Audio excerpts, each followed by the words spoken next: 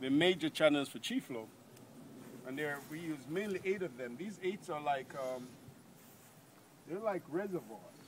Like, you could consider them like waterways. And the first 2 channels is the Du channel, which starts from below the spine all the way up the back. Top of the head, but it stops right here. Right below the nose. Very important point. If you hit somebody there with like a cobra punch, like you know the single knuckle, you could do a lot of damage to the digestive process. You see them vomiting up a lot and what have you. So it's very important point. Now, the next point starts from below the tongue and goes to the Dandan, where it joins back up with the Du channel. So your Du channel goes up the spine, and the Ren channel goes down the front. So you have your Du, which you ascend, Ren, which you descend. Now, there are 2 points to keep in mind that connects one to the heavens and one to the earth. These 2 points lines up with these 2 channels. They're your connecting point. One is your higher point, your Bayou point, which is your golden lotus point. That opens up to the heaven. The higher point between the legs roots you into the ground. So those are the 2 channels that we work with in Tai Chi. Now, if you see that the spine is really, to me, just one big nerve. It's an informational pathway, right? That's where information travels. So if we can upset that, we can upset the person's balance, we can upset their chi flow, all right? So you want to keep that in mind. That's why the spine has to stay flexible and relaxed so that chi can flow through it. When the spine is fluid, as a matter of fact, the more flexible the spine is, the more mobile you are. You notice people when they get older, the spine become rigid, right? So that's one of the reasons why we try to, you see, even in yoga, they do the sun salutation and everything, because this pathway is very important. But the chi flows up here, but it has to go back down, which has to come back down the Ren channel. Once it does that, it does what we call a orbit in the body, which we call the small or the micro orbit. All right? Now, when the chi goes up the spine, it splits off to the hands, which is those are your 2 arm channels. This is your positive arm channel that goes out to the arms. All right? That's why when you work the Tai Chi, you have to be relaxed. Because if you tense up in the shoulder, you're going to trap the chi in this area right here. Just like if you hold your neck wrong, you're going to trap the chi in the base of the skull. So it's not going to go up. So you're going to, you ever notice people walk around with tension in their shoulders? Because they're holding their shoulder wrong. That's what in the Tai Chi, what it does, by opening up the shoulder, holding the ball, all these different exercises, is to get this area to open up so the shoulders relax. When the shoulder drops, chi flow to the arms. All right? If you notice, even in this culture where people do a lot of exercise, it's about to look a certain way, right? But you can look out, you can be looking good outside, and there's nothing going on internally, right? Because the whole idea is it's not about an external look. You know, the external frame is one thing, but the internal cultivation is what we're trying to achieve in the Tai Chi, because that's your energy. So Tai Chi is energy work. Now, the chi has to reach the tip of the finger. So the hands is just a conduit for the chi to flow through. So the chi has to reach the tip of the finger. That's why you never lock the joints. You never lock the fingers. And then it makes its descent, because now this is a negative arm channel. It's coming through here, which it joins back up with your Ren channel and make its descent to the Dandan. All right? So now the movements come from the Dandan. The Dandan is very important. Somebody asked me, is there such a thing as chi? You don't even have to answer that question. I don't even try to answer the question or justify it. Do you have life? Are you alive? If you're alive, then you have chi, right? So the question needs to be addressed. I think it's irrelevant. All right? Every culture has their own expression of what chi is. Like the Greek call it what? Pneuma. English is energy. Same thing. Africa, they call it chi. Egyptian call it ka. Bushmen, they call it how? They call it num. And even in some African culture, they believe that the chi is your body double. So that's taking it to a whole nother level. Because in the Chinese culture, especially in the Taoist tradition, the chi, when it builds in the body, it becomes a huge energy field. So, you know, it's basically talking about the same thing. Even in some culture, like when I was living in Africa, if a baby was born a little weak, they'd give them a name with chi something, like chi loba or chi sana or something, because they believe by calling out your chi, you get stronger. There's something about that. But when you really think about it, this is just one big energy field anyway that we're a part of. So chi is just that. It's just a big energy field. All right, so now, we talk about the first two channel, which goes up the spine. It has to go to the arm. It has to make its descent back to the line up back with has to connect back with your ren channel, and it has to drop. If the chest is held too high, what you start doing, you're trapping it up here. So if people walk around here, they become top heavy, they can easily be controlled and be pushed over.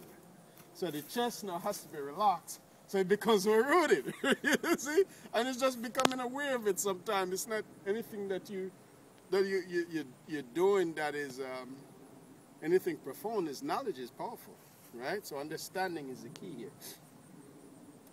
Head top has to be suspending. Now if you want to know where the head top is, you line up the tip of both ears.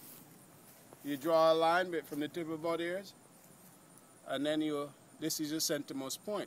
Now there's a theory that says when the chi goes up to the top of the head, it lines up with the heaven. If this point is open, then the chi goes into another stage. They call it emptiness.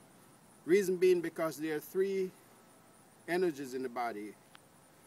All right, these are called the three treasures: chi, jing, and shen. Right? One is your vital essence, the procreative force, and your spirit. They unite in action and separate during an action. So chi by itself is no good, but when it goes through these different stages, from chi to jing to shen, which is a high stage, then that's when it becomes usable. All right, now, but the fourth stage is emptiness. They didn't say God because it's not a religion.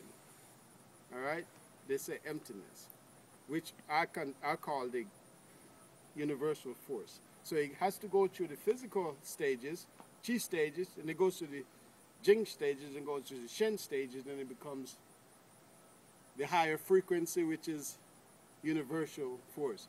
It goes into that stage, and then it comes back down, all right, from the heavens through the ren channel back to the Dandan. All right, so you get that flow. All right, once it breaks through, it goes up, but you have to actually feel it as opposed to intellectualize it. All right, now, and we'll talk about that later because that's alchemy. Now, when these three energies line up in the body or connects in the body, when these three energies unite in the body, and you start to do the process of chi work, that's called the alchemy of inner transmutation, because you're transmuting the chi into a higher frequency. All right? Just like if you got gasoline, you transfer the electricity that you see running in the line, the light is the higher frequency of that gasoline. That's what your electricity is. So it's just like when you look at the light, then you see the glow around the light, that would be the spirit. Or if you see a lamp that is burning and you see the oil in the lamp, right, that would be your gasoline. That would be your chi. All right? The vital essence would be what? The light itself, or the wick, or the fire that is burning. And then the aura around that would be the spirit. All right? So those are the three stages that you'd have for the chi to go through. The chi always have to go back to the Dandan. If it doesn't go back to the Dandan, if it doesn't make its journey through the body and go back to the Dandan, it's no good. When it makes its journey through the body, from the do to the ren channel and back down, that's called the orbit. It's a small orbit that it makes. All right? It's called a micro orbit. All right? And that's very important because once the chi moves through the different systems, through the different stages, is hitting different, it's hitting different centers. All right, that's what's happening. When it goes to, it goes to the back, it hit different centers. It goes to the top, it hit these different centers, all the way to pineal gland, pituitary gland. It's hitting all these different centers in the body. The throat center, the heart center. In the Indians, they call them chakras. In yoga, they call them chakras. You're hitting all these different centers. Go back to the Dandan, which is our most important point because that's our center. That's where we vibe from. That's where we think from. That's where we do all our movement from. So more sentiments point. At this point, it's called in Taoism field where you cultivate something precious like elixir. It's a Dandan. So it's very important point. That's where we breathe from. All right. That's where combustion takes place for the chi to move through the body. The second chant, okay, 1, 2, 3, 4. So now the fifth channel would be I would say the belt channel. The belt channel goes around the waist. That's a very important channel because kidney is also very important in what we're doing because it's represent the procreative force and the combustion and what have you. Now, the next channel is the leg channel, and the leg channel goes down to the outside of the leg. See, positive leg, or your negative because it's descending. All right, it goes to the outside. But what happens when it goes to the outside of the leg? It hits a point in the bottom of the foot. With spider on your eyebrow. The leg, right, outside of the leg. But like I was saying, it line up with the bubbling well. Mm-hmm. That's kidney 1. All right. Which is really responsible for stimulating the kidney. Yeah, all right? And then it goes to the inside of the leg, back up where it lines back up with meets back up with your belt channel. She start to flow from the legs to the arms and back down to the legs. So you have 2 orbits taking place. You have the small orbit, micro orbit, and the macro orbit, all right? That's what happens. So you get those 2 actions start to transpire when all these channels start to line up. You see? And that's the reason for Qigong. I consider it energy work because Tai Chi is just one big energy work. It encompasses everything, breathing, movement. So it's a calisthenic for breathing, movement, centering, synchronizing with your environment. It's a total and all-encompasses exercise, right? That's why it's called Tai Chi, the grand ultimate, because it encompasses everything. I think I've covered all the basic as far as what takes place with the cycle of the chi. The breath naturally is a part of it. All right, and breath is considered chi sometimes, because later on we'll talk about the different types of chi. Like the prenatal and postnatal chi and all of that.